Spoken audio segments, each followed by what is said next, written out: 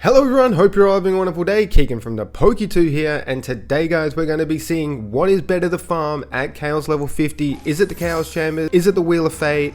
Because you know I haven't already milked enough of this content already, but they just keep on releasing more Chaos Chambers and more increases to loot luck and more changes to the Wheel of Fate itself. So of course I'm going to keep testing it out to see what is better to farm, because I really think that the Wheel of Fate could be better than the Chaos Chambers now. I did recently get an update when the DLC 3 mirrors was released, and basically you have a 1.5% chance to get more DLC items. The Wheel of Fate also now spawns 4 guaranteed gear pieces when you land on a gear category. The rarity chances of the gear and the DLC items are all based on loot luck, so the higher your loot luck, the better chances you have at getting better gear. So that already seems very, very interesting, because I know when your loot luck goes up, you know, you're going to get better stuff from the Chaos Bunnies, but they are actually stating right here that if you have higher loot luck, you will get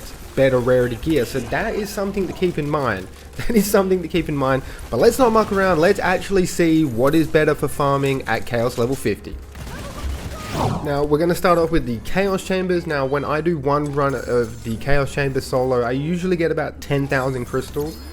Give and take, it all depends on how many Dragon Lords you get, how many like crystal portals you get and stuff like that. So give and take that number, but I felt like I was getting 10,000 pretty consistently. So we'll do 20 spins of the Chaos Bunnies, and we'll also do 20 spins of the Wheel of Fate, just to keep it nice and simple and also have a fair test and result. Now with the Chaos Chambers, I am only looking for primordial and ascended gear. I feel like at Chaos level 50, that's all you guys are really going to be wanting to look for. I'm pretty sure everyone's going to have chaotic and volatile gear. You want to be upgrading your gear from chaotic and volatile to primordial or ascended if you can get super duper lucky with that 1% drop. So we are keeping track of all the legendaries that we get dropped from the Chaos Chambers, and if they are primordial and ascended. With the Chaos Chambers, we did, out of 20 spins, we did get 13 legendaries, so not too bad, not too bad. I mean, Chaos Chambers actually hates me. You can see here I'm getting just a lot of purples and garbage most of the time. Only 2 of those legendaries out of the 13 were primordial, and we got no ascended. We got zero ascended. The Chaos Chambers are kind of setting the bar a little low here, but can the Wheel of Fate either do better or is it going to do worse? Now moving on to the Wheel of Fate. Now are you guys ready for this? I don't think you guys are ready for this. In 20 spins, we got 27 legendaries. 27. And out of 27 of those legendaries, 6 of them were primordial, and we did get 1 ascended necklace, a slip and stun necklace. It's the first legendary ascended I've actually gotten. And you can get cosmetics as well. I did roll cosmetics 4 times on the Wheel of Fate, and you get double the cosmetics now. You get like 8 bits of cosmetics back when you roll cosmetic. It is crazy. So if you guys are looking to farm cosmetics, Wheel of Fate is kind of nuts. So that means that the Wheel of Fate has actually beaten the Chaos Chamber.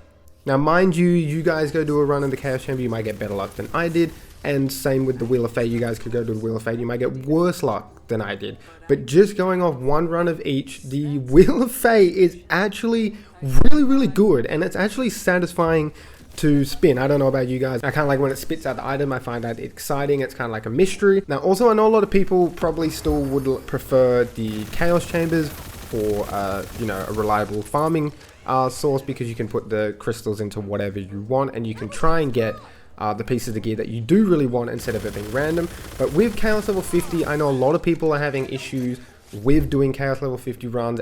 If you have the build for it, you're fine. Like if you got a build for it, you're fine. But I know some builds need certain bits of gear, or you need the meta items to make it strong.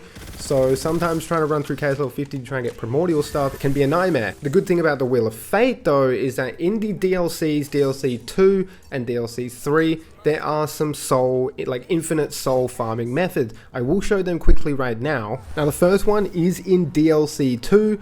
You got to get to the pirate stage of the DLC, and you basically just want to come to these 2 buildings, but just make sure that you do not finish his level, and these pirate guys will always keep respawning in this little area here, and you basically stay here for as long as your ammo lets you, farm a whole bunch of souls. You can die, leave, and you still will keep your souls.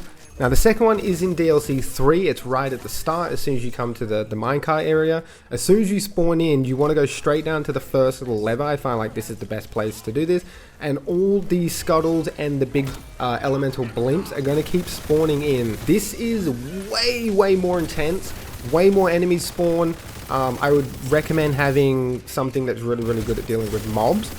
I mean, the mobs aren't very strong. You just need something that can deal with a lot of them at the same time. I'm using Glacial Cascade here. Works very well. You're going to get a lot of enemies. This is a much faster soul farm because you have more enemies. You can only get 3 to 4 pirates to spawn in the second DLC one. This one, the blimp guys explode. They're going to drop all the little bug things, and they're all just going to drop an absolute bucket ton of souls. They also drop a whole bunch of gear as well, probably more so than what the pirates do. I'm going to be using this method to farm the gear, mainly for the souls, but you can get some decent drops, and because you are in the DLC, you can still get the DLC drops. So it really comes down to what you guys want to farm. I personally think the Wheel of Fate is actually really good now. It's a lot easier to just go and farm the souls. It's definitely a lot more boring, but it's definitely a lot easier just to go farm the souls than it is to run through Chaos level 50 all the time. And it definitely feels like you get better loot. It could just be me. Again, this all scales with your loot luck. If you got lower loot luck, the Wheel of Fate is probably not going to be the best place to go, I'm assuming. But if you got higher loot luck, go try the Wheel of Fate. It's absolutely fantastic for getting some of those new DLC items. And there's actually some pretty good ones that came out in DLC 3 that are actually worth trying out. But that is it from me, guys. Hope you guys enjoyed this video. The Wheel of Fate actually friggin' won, guys. I've done 3 of these videos now, and the Wheel of Fate actually won. Thank you so much for checking this video out. If this video did help you, could you please leave a like on the video? It greatly helps the channel out. I'll see you guys next time. Until then, stay safe. Peace out.